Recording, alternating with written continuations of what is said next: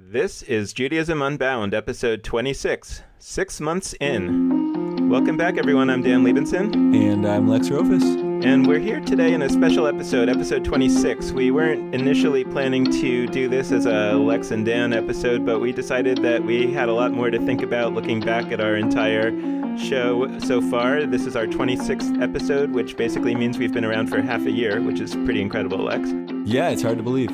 When we started the podcast, I thought about it as more kind of an analytical service, that we were going to look at the landscape of what's out there and help others see what's going on and put together the pieces and see patterns. I didn't really think about it as a Jewish experience in its own right. I think that was my failure of creativity to notice that. And it actually puts me in the mind of a meeting that I had at my synagogue years ago where I was on some committee and the synagogue staff member who was leading the meeting went around the table asking everybody to talk about when they had their most spiritual experience in Judaism or in the synagogue. And when it got to me, I said, and I meant this seriously, that I have my most spiritual experience when I'm in a meeting like this, because then I feel like I'm really bringing my talents to the table where I'm actually doing something that I'm good at. And I'm excited that other people are thinking about stuff. And I'm actually having the kind of experience that I'm looking for in those meetings, which everybody else tends to see as like this instrumental activity that's meant to forward the other things. But for me, it was the spiritual experience itself. And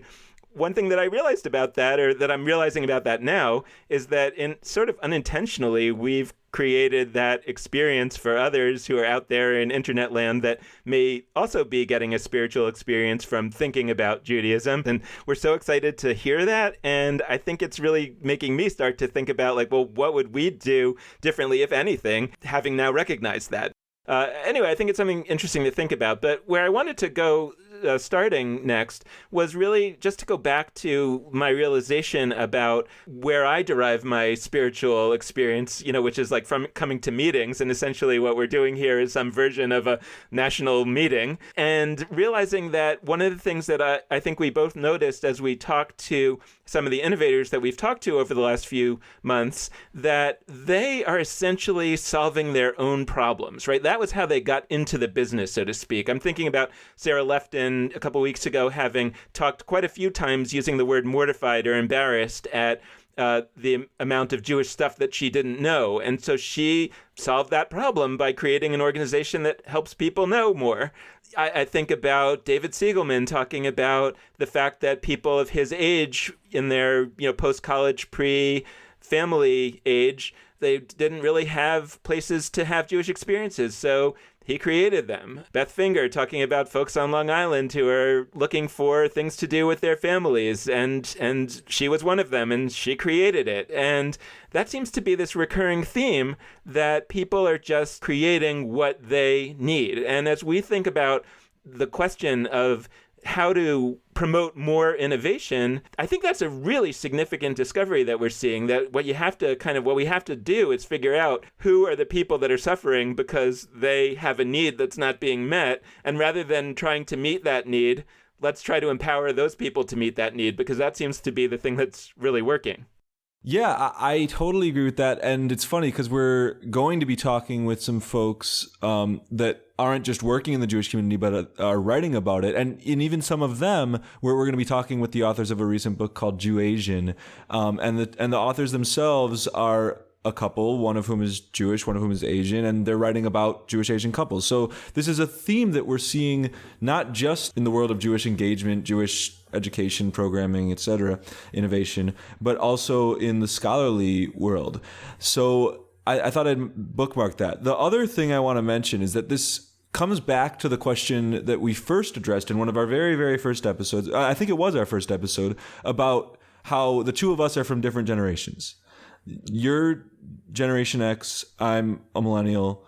And while we can't claim to speak on behalf of our respective generations, that would be incredibly arrogant of us. We can claim to be one member of those constituencies. And when I look at the Jewish landscape, and I think of the extent to which there is so much effort going into working with both of our populations, although especially mine, especially 20s and early 30s millennial types of folks, I'm struck that very little of that is being done by people who are themselves in the cohort of millennials. And that's not to say that nobody can be successful if you're not a millennial in terms of reaching millennials. There's a magic to intergenerational discussions and learning and programming, but it's just a hurdle from the get-go, because all of us know this intuitively. If we're in a room full of people and we don't know that many folks, like, we're going to gravitate and reach out and speak to the people around our age. Like that's just how we tend to work. I mean, some of us are extroverted. I'm pretty extroverted, and I can, when I want to and when I need to, connect with other kinds of folks, and I get a lot out of that. But my first reaction, my first instinct is to connect with people my own age. And so when people who are substantially older or substantially younger than a target population are the ones that are so often trying to work with that target population, I feel funny saying target population. It's like we're at a shooting range, but for lack of a better term, I think that's just going to be more difficult. Yeah, well, let's dig into this a little bit more. I don't remember if we actually ended up being able to keep this in the podcast because of some sound issues, but I remember back when we talked to Anita Diamond many months ago, one of the images that she gave, one of the metaphors, was this idea of an oyster and how an oyster creates a pearl.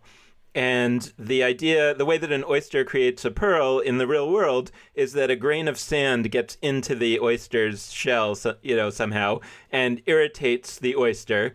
And as a protective mechanism, the oyster lays down this material and in a way, to smooth it out and to not make that grain of sand irritating anymore.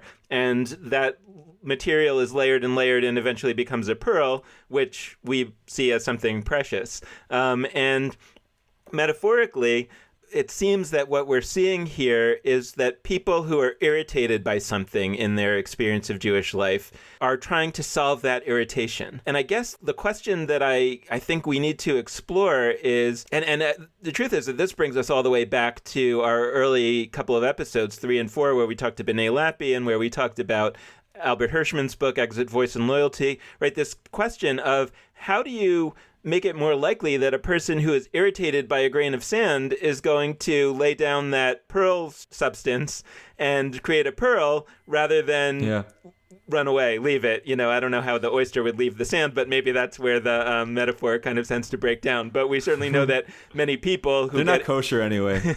But many people who are irritated by Judaism vote by exit. Again, I bring it back to what we're doing on this podcast, because while on the one hand, I think we do have a goal and a mission of somehow engaging people in Judaism that are not like us, in addition to people that are like us, I think that when we actually reflect on the success that this podcast is having, I think what we're seeing is something different than maybe we imagined in a certain way. I think what we have discovered is that there are a lot of people out there, some of whom are connected to Jewish institutions and some of whom are not, but who are hungry to be thinking about Judaism, right? Who are hungry for this conversation about Judaism as opposed to what various other kinds of traditional organizations provide, which is experiences of Judaism. But it turns out, right, that you and I are hungry for this discussion about Judaism, right? You've been meeting that hunger in large part through posting on Facebook and creating this kind of, in the last few years, this kind of Facebook back and forth with people. And I've been doing various things locally, but also, for me, it was also, I was thinking about it in terms of the synagogue that I'm a member of and saying, I wish that somebody was, instead of having Shabbat services, I wish that somebody was leading a discussion group. And why was I not doing that? Well, I didn't really want to go on Saturday morning. So actually it turns out that the time shifting aspect is what worked for me, right? That I can do this when it's convenient for me. And somehow we found a technology that allows people to listen to it and to participate in it when it's convenient for them. I want to carry forth the point you introduced about how we're talking about Judaism. And I think that there's something there.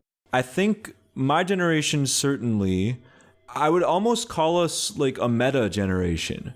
And it's hard to explain it, but so much of conversation, whether it's on social media via Facebook and Instagram and Snapchat, or like we're sort of commenting about how we talk. Like that's why we're so sarcastic. That's why people often see millennials as like obnoxious and sarcastic. Like we're talking about how we talk. We're thinking about how we think. And I think part of that is that we've just sort of grown up with so much access to information that we don't see, the sources of what we receive as just information. We see them as like, oh, we should analyze the source too. So like we're thinking about how various sources are writing. We're thinking about how people think, how like these meta level conversations.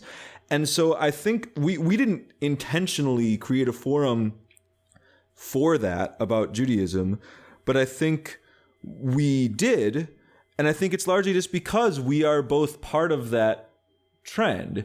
And that's sort of what we're getting at when we say that people within a particular constituency are able to work especially well with that constituency.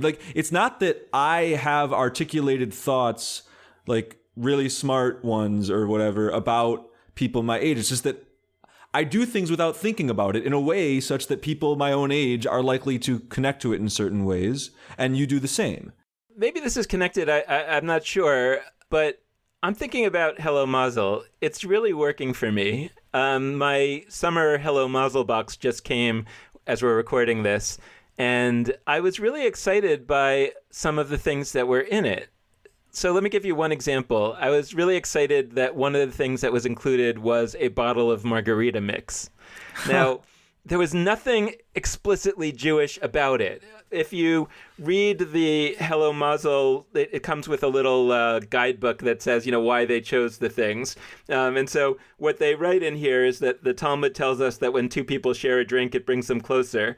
And when I first saw the margarita mix in the box, I kind of felt like, well, what's Jewish about that? Not in a critical way. I was still excited to get margarita mix because it's not really something that I'd probably buy for myself. But I wasn't totally sure what was Jewish about it. And then the next thing that flashed into my head was, what's Jewish about wine? Right? There's nothing especially Jewish about wine. It's just that Judaism uses wine in a certain way. So why can't Judaism use margarita mix in a certain way? And I feel like that's not really the conversation that I want to have exactly right now. The conversation that I'm interested in having is that I feel like what Hello Mazel did was it sent me a box of cool stuff with a little bit of explanation as to why they thought it was valuable. But fundamentally, they are trusting me to make meaning of it. But I think about an author of a book, for example, in the sense that I think an author of a novel writes a story, and they probably have an idea of the purpose of the story, the deeper meanings. But I think that they also really understand that people are going to read it and they're going to make their own meaning from it. And that's actually part of what a great novelist is trying to do, is trusting the reader to make meaning of this material. Yeah, that trust, I hadn't thought about it. I think that's key. I think trusting the people that you're trying to connect with, and that's not just Jewish, that's in general, I think. I think trust really is a key ingredient. But I was thinking about something else that I think this embodies, and it connects both to Vanessa Oakes's book that we talked about way back when, and to recent conversations we've had about how Jewish spaces, like the definition of what a Jewish space is changing. We talked about how for a long time in the 20th century, our presumption was you sort of go to a Jewish space to connect with a Jewish community and do Jewish things. And now we're seeing this shift that we've talked about, the shift to Judaism in the home and Judaism in private spaces people rent out, public spaces. And that's important. But what you said with the margarita mix is actually another component of that. It's not just that we've decided any space can be a Jewish space if we make it so. We've decided any object can be a Jewish object if we make it so. We've decided, okay, this is margarita mix. There's no historical connection, but if we decide that margarita is going to be part of our Jewish experience for the hour or the day or the year, cool, then it will be. And I also think that Hello Mazel, we've talked about Hello Mazel so many times, and I apologize for those that think we're harping on it, but it's really cool. The other piece of it is that you don't know what you're going to get. I think people assume that what folks want is familiarity and comfort and to know what they're getting. They want to hear the same melodies. They want to experience the same stories. Like, I think we sell ourselves short when we assume that the way things are or have been is the way they're going to be, and the way we're used to something is the best way for us. And I think for whatever reason, we've been pushed subconsciously to say, margarita mix, that's not Jewish. Wine is Jewish because it is, and it has been. I agree with you that I think the Jewish community in the past has tended to undervalue the desire of people to be surprised.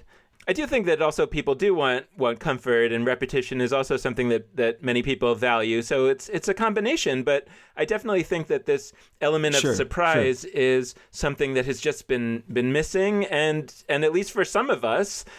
And the truth is that I think that I actually would like to be surprised pretty much all the time. I'm one of the people, it sounds like you are too.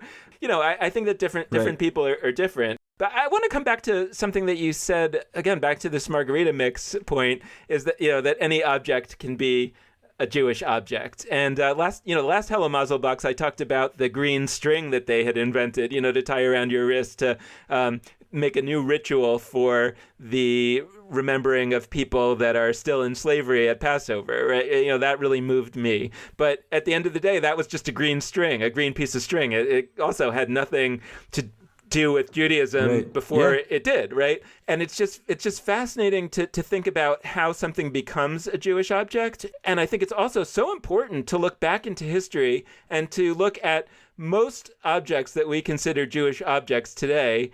Initially, they were not, right? So, for example, wine was not a Jewish object. A candle or burning oil was not a Jewish object. A palm frond was not a Jewish object. These things were all imbued with Jewish meaning over time. Judaism has always contained a mix of objects that were sort of invented as Jewish objects and things that were not. It just seems like that's actually something that's been so missing from our Jewish experience over the last however many hundreds of years that we don't seem to be imbuing Jewish meaning into the objects of our day. In fact, we often seem to be resisting giving Jewish meaning to the objects of our day and almost taking it as a point of pride that Judaism is to resist the culture that's around us. And sure, sometimes that's good, especially in the realm of values, if we see the culture around us having values that are problematic. And Judaism has always had a prophetic tradition that speaks truth to power. But we've talked a lot about the internet as being something that Judaism could embrace and say, how can we make this a Jewish thing, as opposed to the idea that on Shabbat we should put our cell phone in a bag and put our electronics to rest.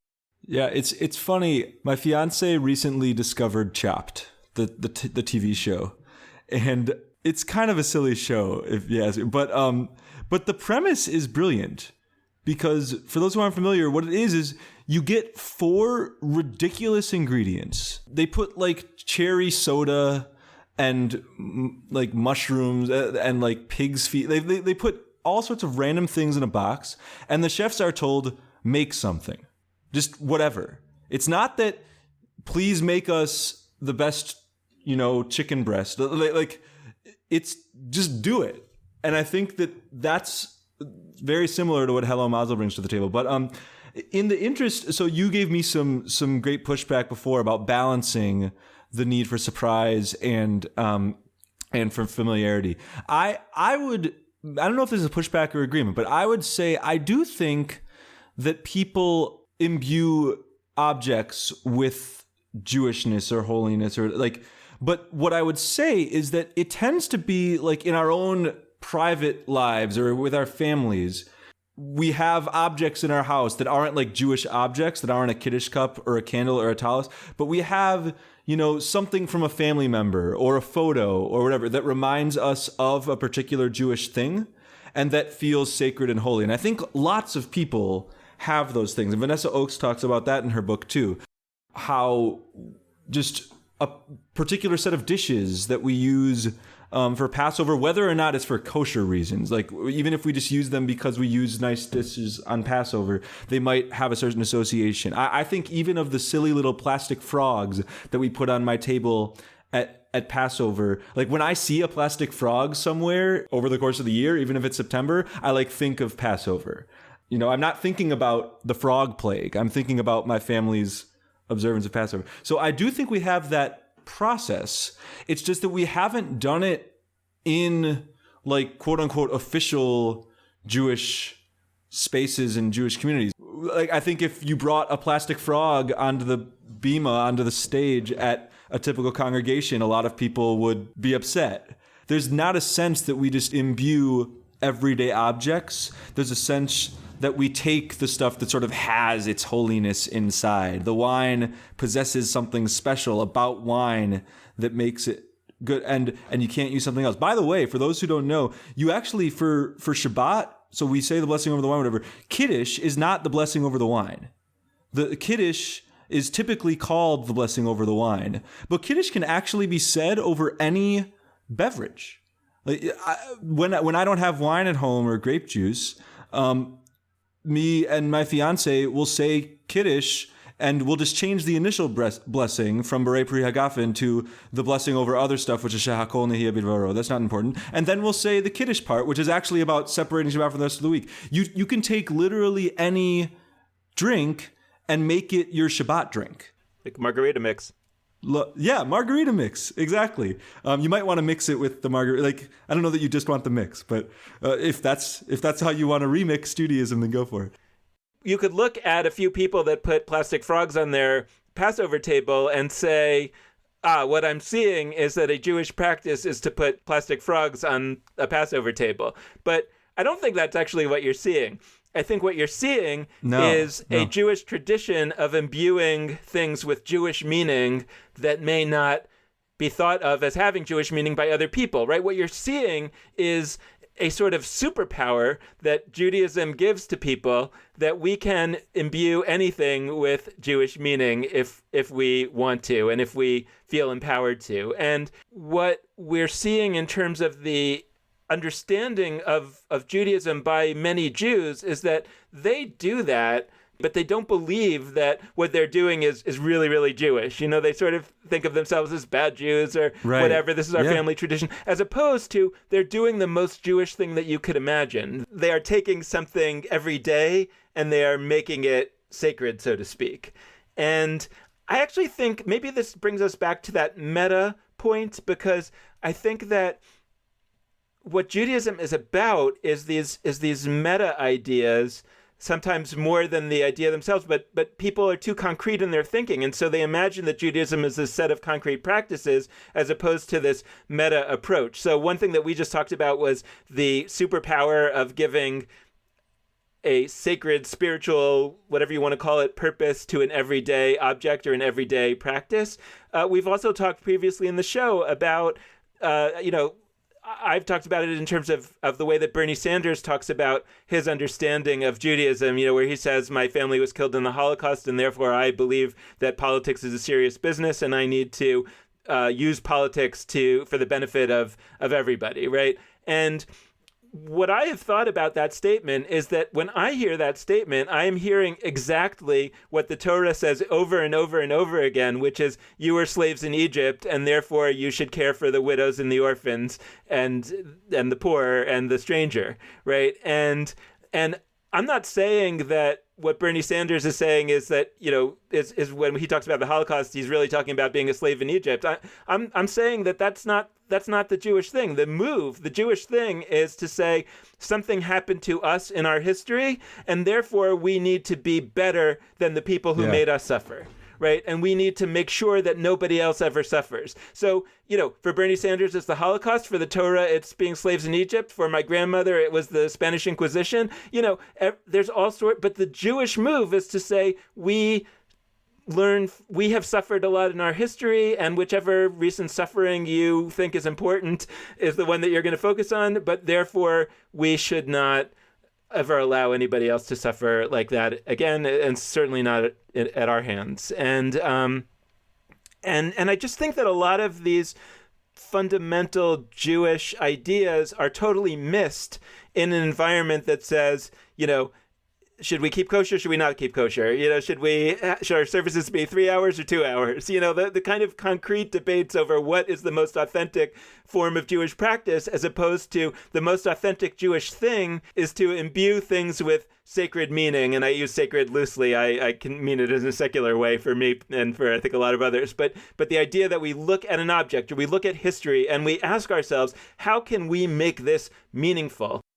Yeah, I think that's a huge question. And so we've spent a little bit of time looking at sort of everyday Jews that might be doing various Jewish rituals in their homes and how they can imbue various objects with Jewish sanctity. And I'm curious, given the amazing guests that we've had recently, what have you gleaned, Dan, from this conversation that we've been threading through our various episodes about sort of Jewish leadership and what makes certain folks rise to the forefront of the Jewish institutional world? At the end of the day, right, I'm interested in what can we, Judaism Unbound, or what can the Jewish community do to make it such that the David Siegelmans, the Beth Fingers, the Noah Kushners, the Yoav Schlesingers, the Sarah Leftons of the world who are out there being irritated by a problem that they're struggling with would go out and start working to solve that problem by creating a new organization. What is it? Is it something about the character of these people, that they're tenacious, that they're gritty? Is it something about the circumstances of these people that they're able to go out and do some of these things because they have some source of income that they're able to use to sustain them? Is it that they are creative in a certain way? Is it that, what is it that is a line that connects the people that are doing the most exciting work in this area? And what can we do to inspire people who have those traits to say, hey, go out and do it? Or what can we do to actively look for the people that have those traits? Or what can we do? I remember when we talked to Anita Diamond, I said, so maybe the answer is that we have to go out there and try to find the most creative people we can find and irritate them. Because if we irritate them, their natural instinct is to create a pearl. But if they somehow aren't irritated, maybe because they've long since gone, how can we kind of get back in their face to irritate them so that they'll act? I don't know, but I feel like ultimately that's a really strong, a really important question, because I think as much as we might want somebody to be able to connect with people that are unlike them. So, I always think about like this, a rabbi who is a religious person and somebody who really is attracted to Judaism the way it is, which is probably why they went to rabbinical school. How is that person going to connect with me, right? And yet the people who would connect with people like me probably aren't working in the Jewish community because they didn't like it so much, and so they went and they found something else to do, and they became advertising executives or scientists or professors or lawyers or doctors or whatever they became. So those people aren't out there doing the work that would actually connect this stuff with me. But every once in a while, you run into a Sarah Lefton or a David Siegelman who could easily have gone in that direction, and Sarah initially did, but that through some happenstance finds themselves doing it in the Jewish world and is changing the Jewish world. So how can we do that more intentionally, more actively? And just thinking about the recent nomination of Hillary Clinton to be the Democratic candidate for president, and thinking about the impact that I've seen from that on the women and girls in my life just in the few weeks since it happened. And I'm realizing in a powerful way that this issue of role modeling, or it creates, I think, what's called in psychology plausibility structures, right? This idea that I can actually do this because I see that somebody else is doing it. And I think about Judaism in that regard when a kid who is, let's say, super creative, super, charismatic, but creative and not a rule follower, etc., looks around at the Jewish leaders in their life and sees, for example, their synagogue's rabbi, who's a relatively observant person who is talking about the right way to be Jewish. Even if that rabbi is kind of open-minded, there's still this kind of structured way. And that person says, I'm really creative. And that person ends up going to art school or becomes a filmmaker or becomes whatever, an advertising executive, an architect, whatever, but doesn't really go to become a Jewish leader, whether that means going to rabbinical school or otherwise becoming a Jewish leader, in part because they don't see that as a respected form of being a Jewish leader. So I'm wondering, number one is what's the example, what's the version of having Hillary Clinton nominated here in this regard, is how to elevate the voice of these kinds of Jewish leaders whose leadership is actually more in the realm of creativity and expansiveness rather than other forms of leadership, as important as those other forms of leadership might be.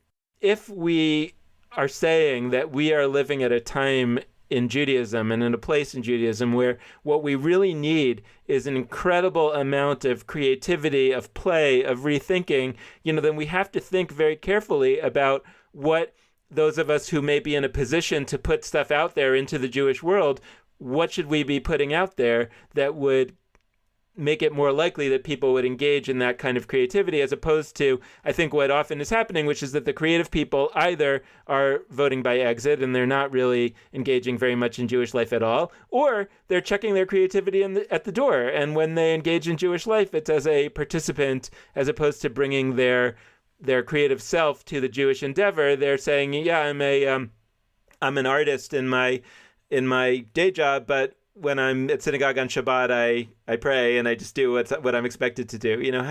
So I don't know. It's I know this isn't a super well-formed question, but it's something that I'm so struggling with, is to think about how are we going to really cut through this Gordian knot. I think the answer, and this is going to sound ludicrously cliche and self-congratulatory to us, is to unbound Judaism. I think that really we have to come back to that. Almost, it's not a mission statement, but it is an implication of what our Jewish world could and should look like through the title of our show, which is that we both, for purposes of experimentation and finding creative solutions, and because it's just good, need to think about Judaism as pushing past a lot of what we've thought of as the limits, opening itself up to everything from new Jewish objects to new Jewish rituals to new Jewish people to all of it. And I think that we're still very early in the process of transitioning to that mind frame, but once we're there, that'll be a good sign. Yeah, maybe this is a good opportunity to just do a little bit of a look back at where we've come up till now in the show. I don't mean to put it all together into some neat bow. I don't feel capable of doing that, certainly not at this stage, and I don't think it's necessary for us to do that. I guess I do want to share some of the major themes that have been dominant in my thinking as I look back, and as I've been talking to people over the last 6 months about our show and our perspective. And some folks have asked me, are we going to start to get prescriptive? And I don't really think that we are. I think that we really want to put ideas out there and trust people to make the connections on their own. But every once in a while, we try to make a few connections. So I think for me, looking back to what this has all been about for me up till now, it's really been the recognition that one of the most exciting ideas that I feel came out for me in our initial set of conversations was this idea of looking at people who are not participating in organized Jewish life as dissenters, as opposed to looking at them as non-interested people, that whether they actively see themselves as dissenting or not, that they're actually voting by exit.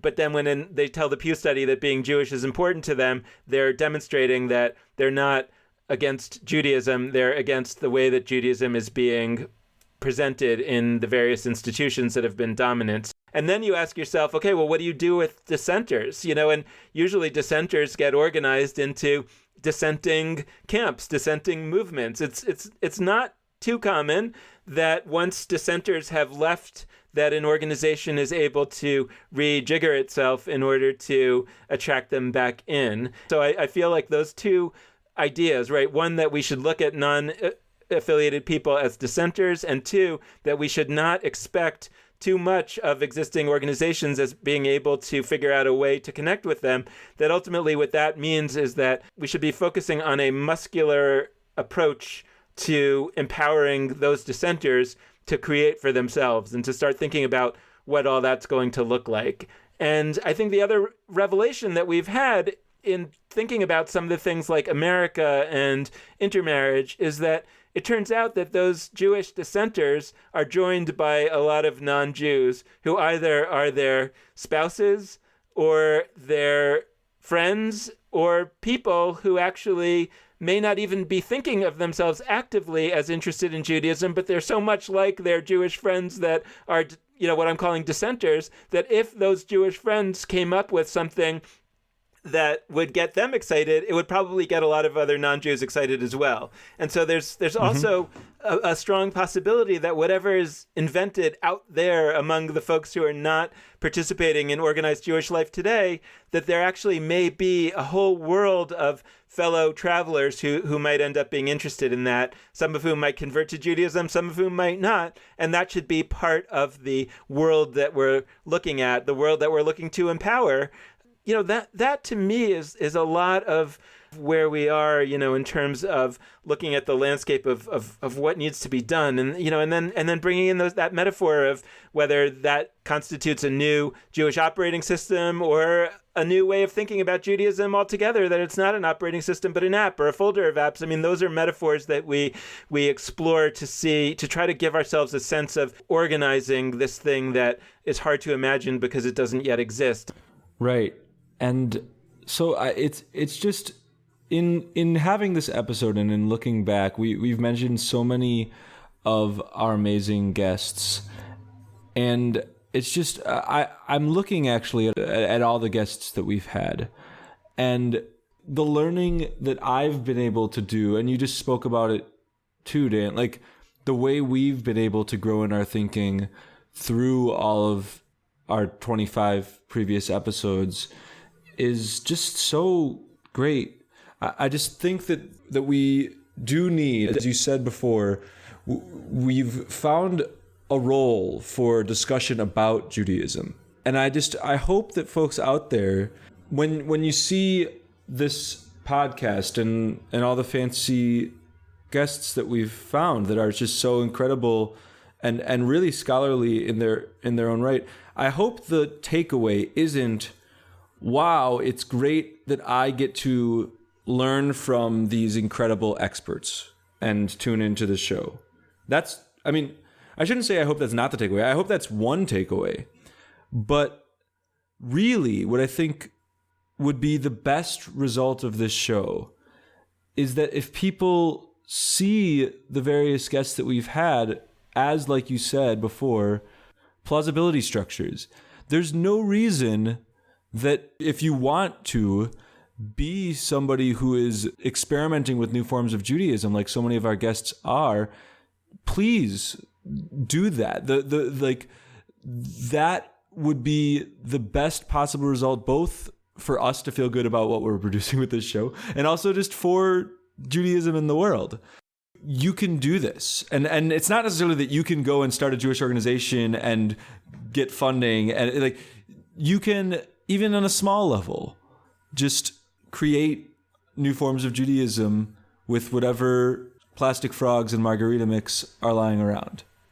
Yeah, and at the very least, you can think this way. I hadn't thought about that we are putting out those plausibility structures that I was talking about earlier, But yeah, that's another interesting sort of serendipitous, accidental thing that maybe is coming out of our just starting to try to meet our own need for a conversation and for blowing open our own thinking. And I'm excited about the idea that we are maybe putting out plausibility structures, plausibility role models for folks. And so I think that in looking forward to our next 6 months, and certainly to our next 6 weeks or so, we are going to be looking a little bit at the subject of art and artists as a way into thinking about the creation process. Art is fundamentally in part about creation of something new. And the next couple of weeks, we're actually going to be looking forward, looking back, in a sense, to the original Jewish piece of art, which is the Bible. In the sense that we started the podcast with the Bible and we're starting our second 6 months with the Bible, I think it's kind of an interesting full circle or half circle, I guess, that we do think that there's some value in understanding that what we're talking about is not something really new. It's talking about going back to that old thing that is really just a notion of how you start and how you start over. B'nai Lappi helped us understand the rabbis of the Talmud as starting over, and maybe we're starting over again, but it's all based on everything that's come before, both thematically, both in terms of the process and in terms of being able to build on the content. So I'm excited to have Richard Elliott Friedman, the author of Who Wrote the Bible, on next week to kind of get us started thinking about the Bible as that ultimate Jewish work of art. Then we're going to look at a book that we've been involved in getting translated into English called The Secret Book of Kings, which gives the Bible a different kind of a look. And then we're going to jump into really talking to a number of artists or Jewish leaders that are thinking like artists. And we're really excited about this idea of trying to get deeper into the question of, who is going to be the people that are going to help get us on this track to reimagining Judaism and Jewish experiences and Jewish life, and what is the mindset that they use. And then looking further down the road, we have some amazing guests who are, let's say, people who don't come from what's typically thought of as traditional Jewish backgrounds and identities. We really are just getting started.